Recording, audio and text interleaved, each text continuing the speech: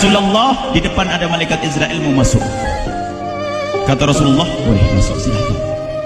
Kemudian malaikat Israel mengucapkan salam, dan setelah mengucapkan salam, malaikat Israel menawarkan, ya Rasulullah, aku disuruh oleh Allah untuk mencabut nyawamu atau membiarkan engkau. Dalam riwayat, aku disuruh oleh Allah untuk memberikan pilihan kepadamu, al-baqa fid dunya, tetap di dunia, atau ar-rafiqul a'la, atau dengan Allah. Nabi Muhammad menjawab, ar-rafiqul a'la, dengan Allah. Kemudian setelah itu Nabi Muhammad berdoa agar umatnya selamat. Setelah ada jaminan umatnya selamat, malaikat Israel, sudahlah, cabut nyawaku kalau memang sudah waktuku. Mulailah Nabi Muhammad dicabut nyawa beliau oleh malaikat Israel. Dan di saat Nabi Muhammad mulai dicabut nyawa beliau oleh malaikat Israel, Nabi Muhammad mengatakan, mahadha, apa ini wahai Israel?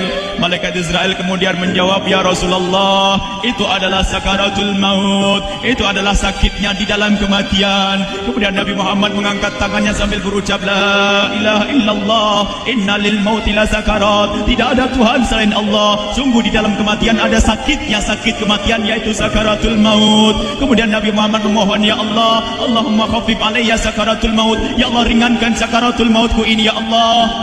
Dijawab oleh malaikat Israel, ya Rasulullah, itu sudah aku ringankan 70 kali. Nabi Muhammad menoleh, apa malaikat Israel? Sudah kau ringankan 70 kali keringanan? Ya Rasulullah, sungguh aku tidak pernah mencabut seorang hamba lebih lembut dari cara mencabut nyawamu. Ini sudah aku ringankan 70 kali. Setelah itu justru Nabi Muhammad menangis, Israel, 70 kali rasanya masih sakit. Iya ya Rasulullah, memang itu sakaratul maut. Lalu bagaimana engkau mencabut umatku, wahai Israel? Allah, yang diingat siapa? Umat. Kalau engkau mencabutku dengan ringan seperti ini masih sakit, bagaimana engkau mencabut umatku, ya Israel? Dijawab oleh malaikat Israel, umatmu manusia biasa, ya aku cabut, ya Rasulullah, begitu saja. Ya sudah, begitu terus.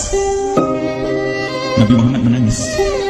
Tiba-tiba Nabi Muhammad mengangkat tangan dan memohon kepada Allah, Allah, inna lil mauti la sakarat, la ilaha illallah, inna lil mauti la sakarat, sungguh di dalam kematian ada sakaratul maut. Allahumma khaffif ala ummati sakarat maut, ya Allah, ringankan dari umatku sakaratul maut, wa thaqqil alayya, dan bebankan kepadaku. Sampai tidak sadar doanya Nabi Muhammad seperti itu, thaqqil alayya, itu doa cinta. Seorang ibu yang pernah punya anak, tuh lihat kalau doa Rasulullah ini masih dilakukan. Bagaimana Rasulullah bisa doa begitu? Itu bahasa cinta yang tidak bisa diterjemahkan dengan oleh akal. Seorang ibu kadang-kadang, ibu yang di belakang, ibu mau dikasih sakit oleh Allah? Mau, Bu? Ibu jauh sekali. Ibu mau dikasih sakit? Jawabnya tidak mau. Tapi suatu ketika seorang ibu melihat anaknya sakit, ngomong, sudahlah nak, jangan kamu yang sakit, biar ibu yang sakit. Ada atau tidak? Kenapa ngomong begitu? Itu bahasa cinta itu. Tidak rela kalau anak ini sakit, biar aku saja yang sakit. Itu yang dirasakan Rasulullah. Sakaratul maut begitu sakitnya, membayangkan betapa sakitnya umat Nabi Muhammad di saat dicabut nyawa beliau. Maka Rasulullah mengatakan, ya Allah, ringankan sakaratul maut dari umatku, bebankan kepadaku saja, ya Allah. Wala sawfa yu'tika fatarda. Permintaan Nabi Muhammad tidak ditolak oleh Allah, dikabul dan dikabul, wahai Muhammad. Sallu ala Nabi Muhammad. Dan benar, sakaratul maut kita ditahan oleh Rasulullah, ditanggung oleh Rasulullah, sehingga digambarkan oleh Imam Bukhari di saat Nabi Muhammad dicabut nyawa beliau, Siti Aisyah yang ada di situ. Rasulullah berada di pangkuan Siti Aisyah, yang saat itu Siti Aisyah melihat keringat dingin keluar dari kening Rasulullah. Siti Aisyah tidak pernah melihat keringat keluar seperti itu. Bahkan di saat dipegang kepala Rasulullah, panasnya melebihi dari panasnya orang biasa. Setiap kali ada kain dicelupkan di air, ditempelkan di kening Rasulullah, langsung mengering. Saat itu Nabi Muhammad mengucapkan kalimat la ilaha illallah, inna lil mauti la sakarat. Kemudian Nabi Muhammad berpesan dengan banyak pesan, dan di antara pesan Rasulullah adalah akri minni ala ummati salam, akri minni salam ala ummati wa ala man ittaba'ani wa ala man tabi'ani min ila yaumil qiyamati. Aku titip salam kepada umatku dan orang yang mengikutiku sampai hari kiamat. Sadari salam Rasulullah. Sebelum meninggal masih ingat titip salam. Salam kepada siapa? Bukan salam kepada siapa-siapa, tapi salam kepada kita. Maka mari kita mengucapkan salam kepada Rasulullah, karena Rasulullah sudah salam duluan kepada kita. Mari kita sejenak bersalam kepada Rasulullah dan hadirkan Rasulullah ada di mata kita dan di hati kita. Mari kita bersama-sama mengucapkan salam. Assalamualaikum ya Rasulullah. Assalamualaikum ya Rasulullah. Assalamualaikum ya Habiballah. Assalamualaikum ya Nabi Allah. Rasulullah mengucapkan salam untuk kita. Dan di saat itu Rasulullah keringat dingin keluar, maka oleh Siti Aisyah diusap. Oleh Siti Aisyah diusap, bayangkan saat itu Nabi Muhammad di pangkuan Siti Aisyah dan diusap oleh Siti Aisyah. Siti Aisyah berkata, keringat Rasulullah mengucur deras hingga aku usap, dan aku usap dengan tangannya Rasulullah. Diusap dengan tangannya Rasulullah. Siti Aisyah memegang tangan Rasulullah sendiri yang digunakan untuk mengusap keringat Rasulullah. Sahabat bertanya, Aisyah, kenapa harus dengan tangan Rasulullah, tidak dengan tanganmu? Lihat jawab Siti Aisyah, karena tangan Rasulullah lebih lembut dari tanganku. Sallu ala Nabi Muhammad. Masih sempat nyanjung itu sahabat Nabi. Dalam keadaan begitu masih menyadari kelembutan tangan Rasulullah, jasad Rasulullah, kemuliaan Rasulullah sallallahu alaihi wasallam. Dan aku lebih menginginkan bahwasanya yang menyentuh jidat Nabi Muhammad adalah tangan yang paling mulia di dunia dan di akhirat. Siti Aisyah enggak berani menyentuhkan. Pengennya yang disentuhkan di kening Rasulullah adalah tangannya Rasulullah sallallahu alaihi wasallam. Kemudian setelah itu Nabi Muhammad merasakan sakit yang sangat untuk kita. Kemudian Nabi Muhammad mengangkat tangan tinggi-tinggi mengucapkan la ilaha illallah inna lil mauti lasakarat. Tiba-tiba tangan itu semakin turun dan ditangkap oleh Siti Aisyah. Dan di saat tangan itu jatuh di tangan Siti Aisyah, kemudian tiba-tiba paha Siti Aisyah merasakan berat kepala suci Rasulullah. Dan saat itu Siti Aisyah sadar bahwasanya Rasulullah sudah kembali kepada Allah Subhanahu wa taala. Sallu ala Nabi Muhammad. Siti Aisyah bingung di saat melihat seperti itu. Ditaruh pelan-pelan wajah Rasulullah sambil menangis lalu berkata, Rasulullah sudah meninggal. Para sahabat Nabi pada bingung. Sayyidina Ali tiba-tiba terduduk, nggak bisa berdiri. Sayyidina Utsman nggak bisa ngomong. Ada orang, Sayyidina Zaid berkata, aku baru melihat Rasulullah, setelah ini aku tidak mau melihat lagi selain Rasulullah. Ya Allah, butakan mataku, aku tidak ingin aku kotori mataku dengan selain Rasulullah. Dan dibutakan oleh Allah. Bermacam-macam kejadian saat itu. Madinah heboh luar biasa dengan meninggalnya Rasulullah sallallahu alaihi wasallam.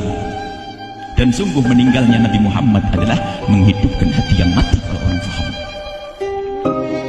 Tiba-tiba Sayyidina Abu Bakar datang. Setelah Sayyidina Umar mengatakan, siapa yang mengatakan Muhammad meninggal akan aku penggal lehernya. Jangan seperti orang-orang Nabi Muhammad sekarang lagi pergi seperti waktu Musa pergi kepada Tuhannya, kepada Allah, nanti akan kembali kepada kita.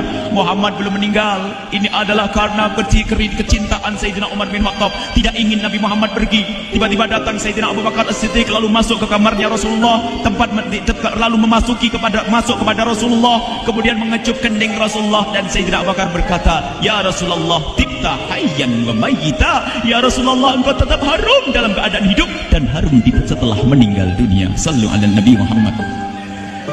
Hingga sampai setelah hari besoknya meninggal Rasulullah, Senin sore, Selasa malam, Rabu dikubur Rasulullah SAW.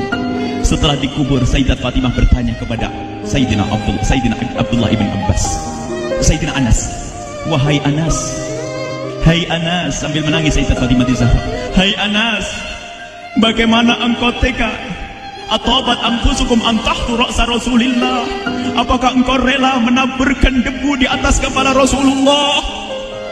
Sayyidina Anas menangis kaget, ya saya, wahai binta Rasulillah, kalau kami tidak dilupakan oleh Allah, niscaya tidak ada yang bisa mengubur Rasulullah.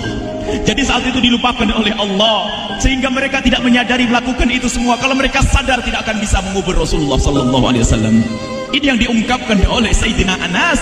Kalau seandainya kami tidak dilupakan oleh Allah, niscaya kami tidak akan mampu mengubur Rasulullah sallallahu alaihi wasallam. Kami yang hadir di sini, ya Allah, ingin senantiasa hadir di hati kami kekasihmu Nabi Muhammad. Maka kami mohon, ya Allah, jadikan kekasihmu Nabi Muhammad yang akan, ya Allah, yang akan mendampingi kami kelak saat kau cabut nyawa kami, seperti yang kau wahyukan kepada kekasihmu Nabi Muhammad. Wa abshiru bil jannati, semua hamba yang beriman akan menyaksikan surga, ya di saat dicabut nyawa mereka. Dan surga, di tempat surga itu yang paling mulia adalah Nabi Muhammad. Maka kami mohon, ya Allah, saat kau cabut nyawa kami, ya Allah, hadirkan Nabi Muhammad di hati kami. Dan kami mohon ya Allah, saat di alam barzah nanti ya Allah, saat yang sangat mengerikan itu ya Allah, kami mohon hadirkan kekasih-Mu Nabi Muhammad, sehingga kami tidak takut dan gentar lagi dengan malaikat mungkar nakir. Dan ya Allah kami mohon, di saat di padang mahsyar nanti ya Allah, hadirkan kekasih-Mu Nabi Muhammad. Jadikanlah kekasih-Mu Nabi Muhammad yang akan menemani kami dan akan membonceng kami, membawa kami ke telaga Kausar. Lalu kami diberi air minum dari air telaga Kausar hingga kami tidak akan haus selama-lamanya. Ya Allah, jadikan kekasih-Mu Nabi Muhammad yang akan menemani kami di saat kami menyeberang Siratal Mustaqim hingga kami tidak akan terjerumus ke neraka Jahanam. Dan jadikan kekasih-Mu Nabi Muhammad yang akan kami saksikan setiap saat di surga-Mu ya Allah. Ya Allah, jadikan kekasih-Mu Nabi Muhammad yang senantiasa ya Allah kami lihat kelak di surga. Dan jadikan ucapan kami di akhir hayat kami kelak adalah ya Allah, adalah kalimat agung dan mulia, La ilaha illallah Muhammadur Rasulullah. La ilaha illallah Muhammadur Rasulullah. La ilaha